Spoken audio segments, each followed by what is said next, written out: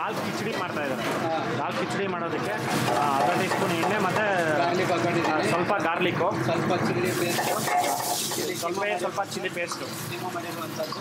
ಹಾಂ ನೋಡಿ, ಈರುಳ್ಳಿ ಟೊಮೊಟೊ ಮತ್ತು ಅರಿಶಿನ ಪುಡಿ ಹಾಕಿ ಇದನ್ನ ಫ್ರೈ ಮಾಡಿ ಹಾಕ್ಕೊಂಡಿದ್ದಾರೆ. ಇದು ಫ್ರೈ ಮಾಡಿ ಹಾಕ್ಕೊಂಡಿರ್ತಾರೆ. ಆಮೇಲೆ ಅರ್ಧ ಬೌಲಷ್ಟು ದಾಲು ಇದಕ್ಕೆ ಆ್ಯಡ್ ಮಾಡ್ಕೊಳ್ತಾ ಇದ್ದೀನಿ. ಓಕೆ, ಇದು ದಾಲ್ ಇದು ದಾಲು ಓಕೆ.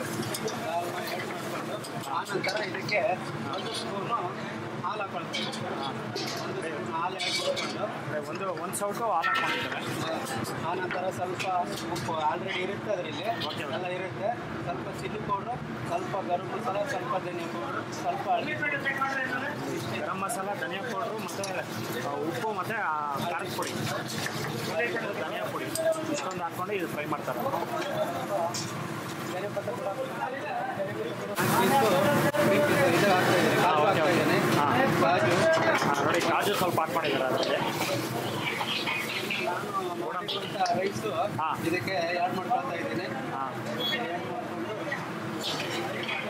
ಬಾಸ್ಮತಿ ರೈಸು ಇದಕ್ಕೆ ಒಂದು ಸ್ವಲ್ಪ ಇದು ಹಾಕ್ಕೊಳ್ತಾ ಇದ್ದೀನಿ, ಕೊತ್ತಂಬರಿ ಸೊಪ್ಪು,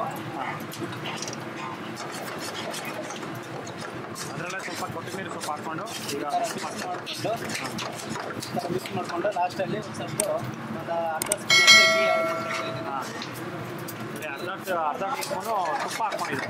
ಈ ಹಾಕ್ಕೊಂಡು ರೆಡಿ ಆಗಿದೆ ದಾಲ್ ಕಿಚಡಿ. ದಾಲ್ ಕಿಚಡಿ ಅನ್ನೋದು ರೆಡಿಯಾಗಿದೆ.